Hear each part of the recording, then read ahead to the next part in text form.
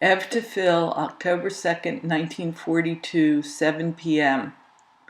My sweet Phil, it is indeed a pleasure to receive such pleasant mail from you. It all sounds too good to be true. I only hope it lasts.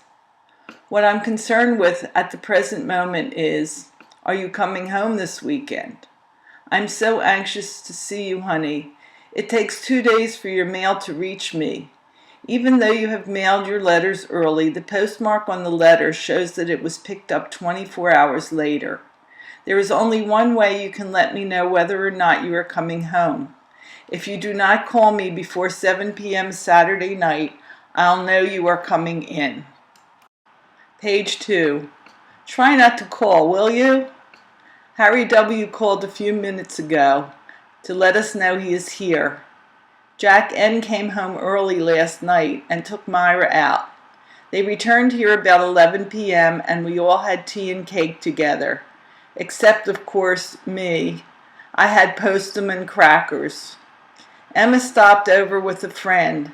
She hesitantly told me that her brother had received a letter from the 3rd Corps area in which he was advised that he would be recalled shortly, and if he thought his case was worthy of another deferment, he should sign the letter and return it.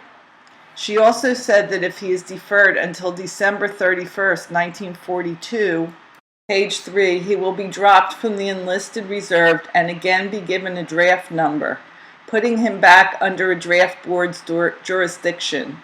She also said that his first deferment was granted by Major Rickland, head of the 3rd Corps area.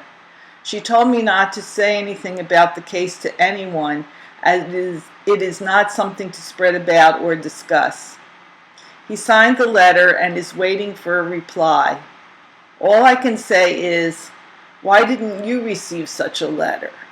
It just shows you how rotten the whole system is. She asked me what we had done and thought we should have tried harder. Emma has another brother in the Army. He is in the field artillery, and after only, page 4, 10 weeks of Army life, he is at a debarkation point. My dad is much better and has been removed to another ward. He says there is such a shortage of nurses, you could die waiting for attention. My mother brought him oranges and had the barber shave him. I think they are going to remove the stitches tomorrow. Jack N. is working till 12 tonight, so I think Harry is going to drive us over to Wyman's to bid Benny adieu. Gloria will receive $69 every 2 weeks. Not bad, eh? I haven't been too well the past 2 days. I've also had a bad case of the blues all week.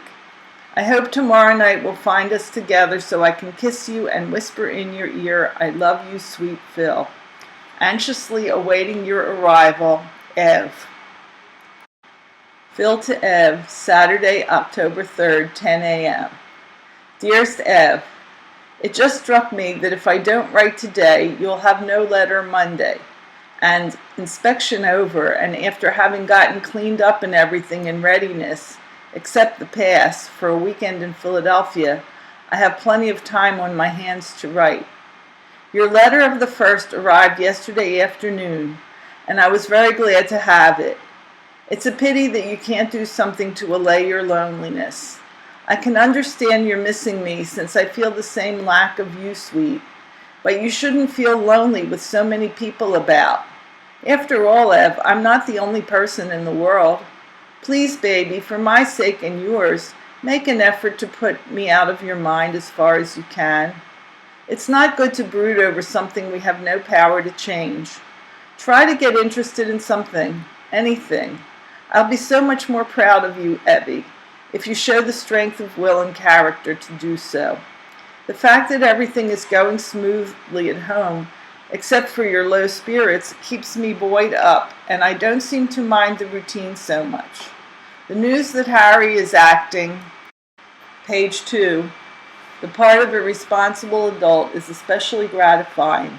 I'm hoping it's not just a flash in the pan. The routine here is very easy, and I don't mind it one little bit. Of course, it's not like being at home, but it's not nearly as bad as last year. I've been unusually fortunate in being stationed here this long, and I wouldn't mind staying for a long while yet, but that is too much to expect, and it's very likely I only have a few more days to stay here.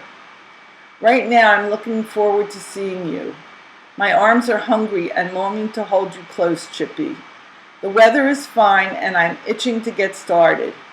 You know, Ev, I don't think I ever in my life anticipated anything with as much pleasure as I do these weekend trips home.